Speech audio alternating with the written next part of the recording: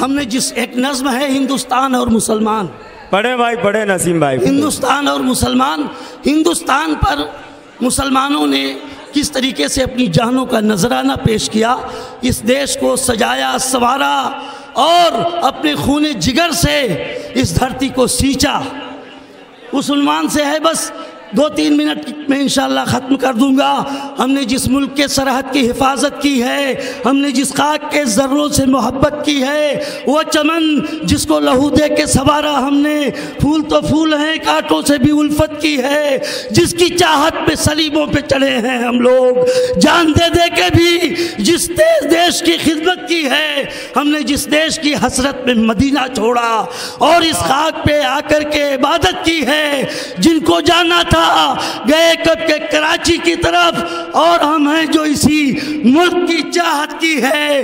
داغ چھوٹا ہی نہیں پھر بھی گنہگاری کا، اور سر پر وہی الزام ہے غداری کا. بہت خوب بہت خوب، کیا کہنے بھائی، واہ کیا کہنے نسیم بھائی، واہ واہ واہ واہ، زندہ باد.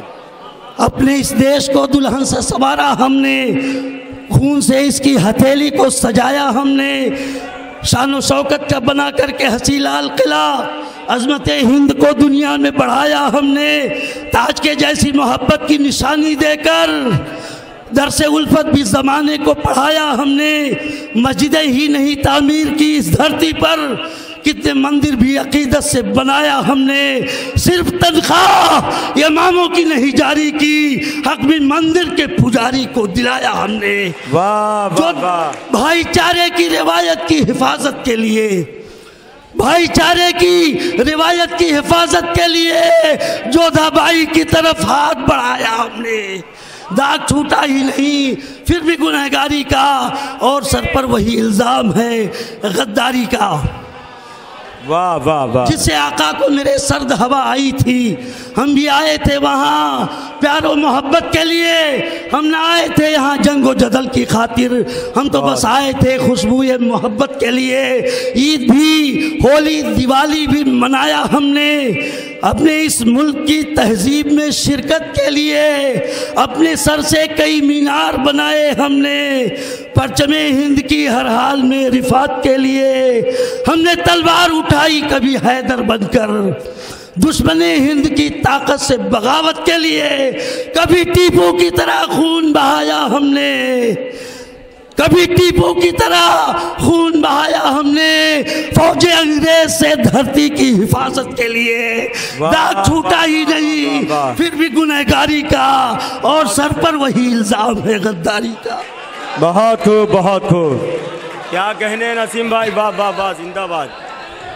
منظر وہ جمعیت العلماء کا فنڈ تھا جس سے گاندھی جی نے پورے ہندوستان میں ہندو مسلم ایکتا کے عنوان سے دورہ کیا. تاریخ شہادت دیتی ہے.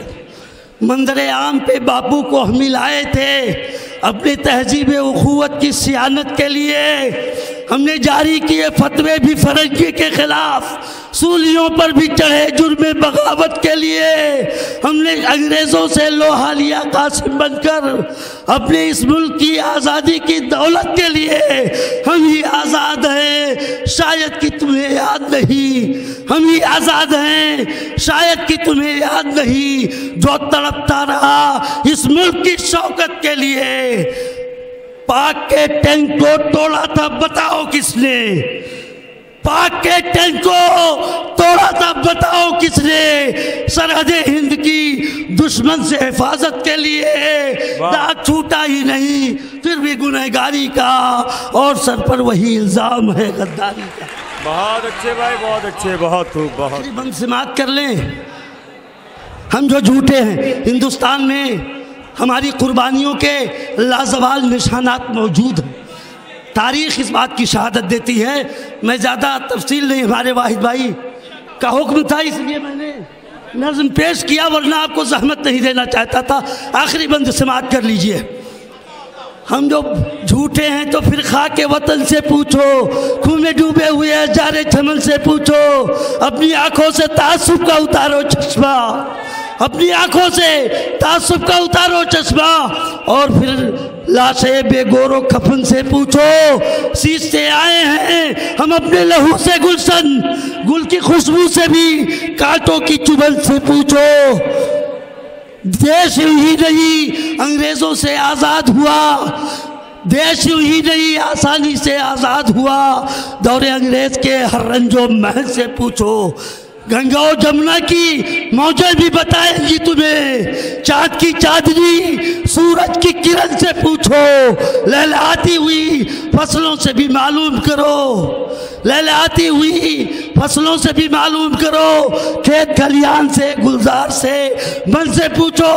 ہم نے اس دیش پہ کیا کچھ نہیں قربان کیا، ہم نے اس دیش پہ کیا کچھ نہیں قربان کیا۔